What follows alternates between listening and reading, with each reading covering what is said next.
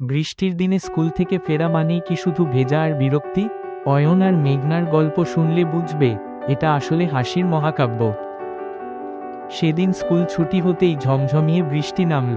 অয়ন আর মেঘনা ছাতা খুলতেই এক দমকা হাওয়ায় অয়নের ছাতাটা উল্টে গিয়ে তার মাথায় আটকে গেল। মনে হচ্ছিল যেন ছাতা নয়, একটা এলিয়েন হেলমেট পরেছে। মেঘনা তো হাসতে হাসতে গড়িয়ে পড়ছিল। একটু এগোতেই রাস্তার পাশে জমে থাকা কাদার ওপর দিয়ে একটা গাড়ি সপাটে বেরিয়ে গেল। আর কি আশ্চর্য, পুরো কাদা এসে পড়ল মেঘনার নতুন সাদা জামায়।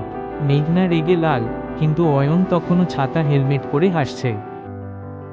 শেষমেশ দুজনেই যখন প্রায় বাড়ির কাছে, অয়ন পা পিছলে পড়ল এক গর্তে। কাদা মাখা অয়নকে দেখে মেঘনা আর হাসি আটকাতে পারল না। ভেজা আর কাদা মাখা হলেও সেদিনটা ওদের কাছে ছিল এক দারুণ মজার অ্যাডভেঞ্চার।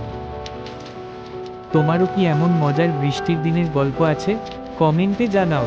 ভিডিওটা ভালো লাগলে লাইক করো, বন্ধুদের সাথে শেয়ার করো আর আমাদের চ্যানেল সাবস্ক্রাইব করতে ভুলো না।